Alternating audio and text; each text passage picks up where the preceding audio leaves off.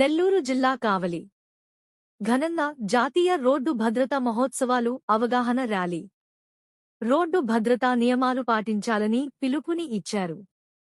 తప్పు మరొకరి జీవితానికి శాపంగా మారకూడదని, అందుకే భారతీయ ట్రాఫిక్ చట్టాలను తెలుసుకుని రవాణా శాఖ సూచించిన నిబంధనలను తప్పనిసరిగా పాటించాలని కావలి ఎమ్మెల్యే కావ్య కృష్ణారెడ్డి అన్నారు.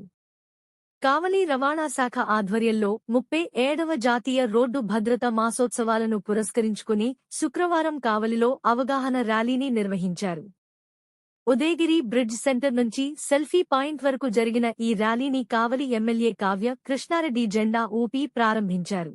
ఈ కార్యక్రమంలో ఆర్టీయూ అధికారులు, వివిధ శాఖల అధికారులు, విద్యార్థులు పెద్ద సంఖ్యలో పాల్గొని రోడ్డు భద్రతపై ప్రజల్లో అవగాహన కల్పించే నినాదాలు చేశారు.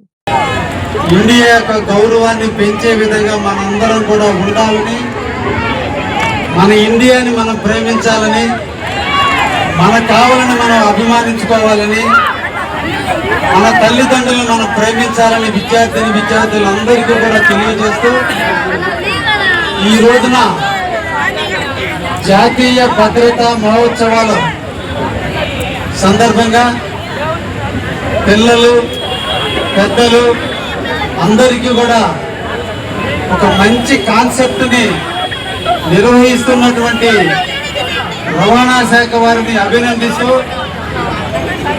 మీరిప్పుడే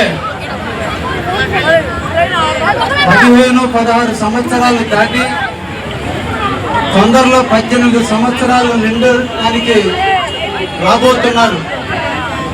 విద్యార్థులారా, జీవితంలో అన్నిటికంటే కష్టమైనది మరణం. జీవితంలో ఒక్కసారే వస్తుంది, అది రాకూడదని మనం నిరంతరం కూడా చాలా జాగ్రత్తగా ఉండాల్సిన అవసరం ఉంది.